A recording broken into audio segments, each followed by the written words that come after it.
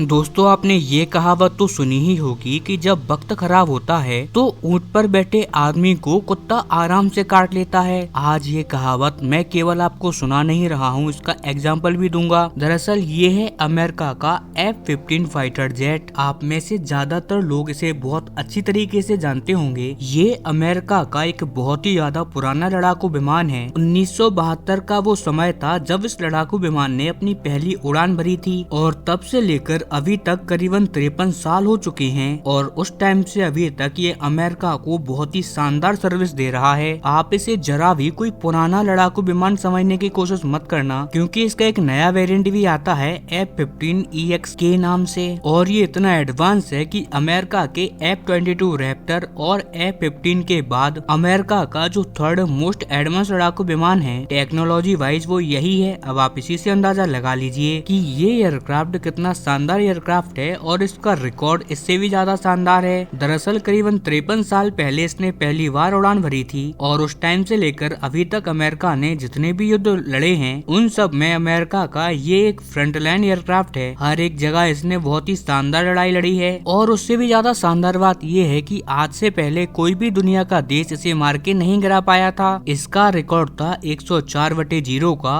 इसका मतलब है कि इसने करीबन 104 से 106 लड़ाकू विमान अपने दुश्मन के मार के गिराए हैं, लेकिन दुश्मन का कोई भी लड़ाकू विमान आज तक इसे मार के नहीं गिरा पाया। एक तरीके से इसे अमेरिका का एक अजय लड़ाकू विमान कहा जाता था। अब इस बात पर आप ध्यान दीजिए कि इसे अमेरिका का एक खराब लड़ाकू विमान कहा जाता था। जी हाँ दोस्तों, मैं था शब्द इसलिए बोल रहा हूँ क्योंकि इसकी जो 53 साल की अजय जो विक्ट्री है उसे मात्र 21 दिन के युद्ध में ही ध्वस्त कर दिया गया है। दरअसल आपको याद होगा ईरान युद्ध के शुरुआती 3 दिनों में ही अमेरिका के 3 से ज्यादा F-15 गिर गए थे, लेकिन उस टाइम पर कहा यह जा रहा था ये सारे तीनों के तीनों फ्रेंडली फाइट में या फिर किसी में टेक्नोलॉजी की कमी होने की वजह से इनके अंदर कुछ प्रॉब्लम हो गई थी, यही अमेरिका का कहना था। लेकिन अब जो हुआ है उससे लेकर अमेरिका कोई बहाना नहीं बना पाएगा। ये वीडियो जारी की गई है ईरान की IRGC के द्वारा, जिसमें उन्होंने दावा किया है कि उन्होंने अपने एयर डिफेंस सिस्टम की मदद से अमेरिका के EX लड़ाकू विमान को ईरान के ऊपर मार के गिरा दिया है। जी हाँ, ये लड़ाकू विमान जब ईरान पर बमबारी कर रहा था उसी टाइम पर न केवल हमने इसे इंटरसेप्ट किया यानी कि ईरान ने, बल्कि इसे ईरानी इंटरसेप्टर मिसाइलों से मार के भी गिराया। हालांकि मैं आपको बता दूं कि अमेरिका की मिलिट्री ने अभी तक इसे कंफर्म नहीं किया है, क्योंकि जब मैं ये वीडियो बना रहा हूँ उससे 3 घंटे पहले की ही ये बात है, क्योंकि अगर कोई बहाना बनाना है तो उसके लिए भी कुछ टाइम लगेगा ही। लेकिन जिस तरीके से ईरान ने यहाँ पर सबूत रखे हैं मुझे नहीं लग रहा कि बहाना बनाने का कोई भी गुंजाइश अभी अमेरिका के पास है। लेकिन अगर आप इस लड़ाकू विमान के बचाव के बारे में सोच रहे हो तो उससे पहले आपको ईरान की और उनके एयर डिफेंस सिस्टम की तारीफ करनी होगी, क्योंकि ईरान के पास कोई एडवांस एयर डिफेंस सिस्टम तो है नहीं। ईरान के पास अगर कुछ है तो वो है बेहतर स्ट्रेटेजी, जिसकी बदौलत उन्होंने अपने पास पड़े हुए कचरे डिफेंस सिस्टम को अच्छे से इस्तेमाल किया और उसी से दुनिया के एक शानदार एयरक्राफ्ट को धूल चटा दी। और हाँ, आपको ये बहाना भी नहीं देना चाहिए कि अमेरिका का F-15 का रिकॉर्ड इसीलिए अच्छा था क्योंकि आज तक उसका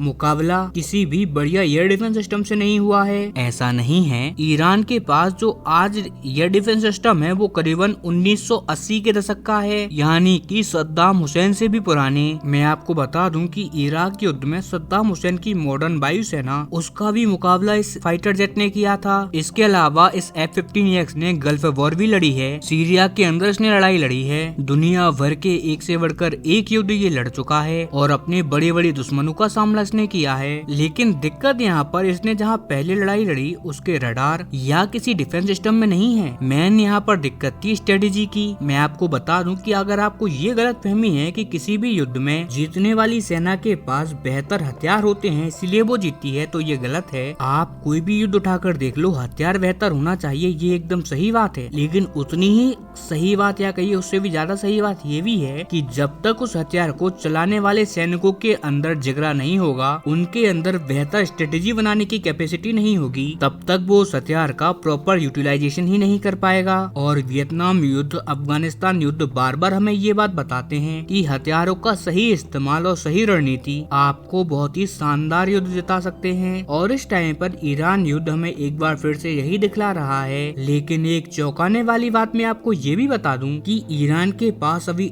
S-400 एयर डिफेंस सिस्टम भी है जो कि अभी तक ईरान ने इस्तेमाल ही नहीं किया है। उनके पास अभी फिलहाल एक S-400 की बटालियन है, लेकिन वो लोग उसका इस्तेमाल इसीलिए नहीं कर पाए क्योंकि उसकी डिलीवरी रूस ने इसी साल की शुरुआत में दी है, यानी कि 2026 में। टेस्टिंग भी उन्होंने पूरी कर ली है, लेकिन अभी तक वो लोग एक प्रॉपरली ट्रेनिंग नहीं दे पाए हैं अपने सैनिकों को कि कैसे वो लोग इस S-400 एयर डिफेंस सिस्टम को ऑपरेट कर पाएं। अगर ये लोग इसे इस्तेमाल भी करते हैं तो इन्हें आवश्यकता होगी कि ये लोग रसिया से ऑपरेटर मंगाएं, लेकिन क्या ईरान के लिए अपने फौजियों को रूस से भेजना S-400 की ट्रेनिंग के लिए ये जायज होगा? क्या ईरान इन्हें रूस भेज पाएगा? ये तो मैं भविष्य ही बताएगा।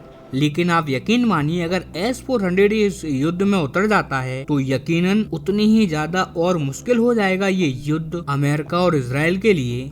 लेकिन अगर हम भारत के पर्सपेक्टिव से देखें तो ऐसा होना चाहिए, S-400 को मैदान में आना चाहिए, क्योंकि ऐसा होने से मुकाबला होगा S-400 का F-22 राप्टर और F-35 से, और तब हमें ये भी पता लग जाएगा कि S-400 एक स्टेल्थ टेक्नोलॉजी के खिलाफ कहाँ टिकता है। हालांकि मैं इस पूरे वॉर पर अच्छी तरीके से नजर गड़ाए हुए हूँ। जैसे ही इस पर कोई भी अपडेट आएगा, S-400 डिप्लॉयमेंट की या कोई भी और बड़ी खबर, मैं इसका आपको प्रॉपर अपडेट दूंगा ही दूंगा। आप बस चैनल को सब्सक्राइब कर लें, वीडियो को लाइक कर दें। हम मिलते हैं जल्दी ही अपनी अगली वीडियो में, तब तक के लिए नमस्कार।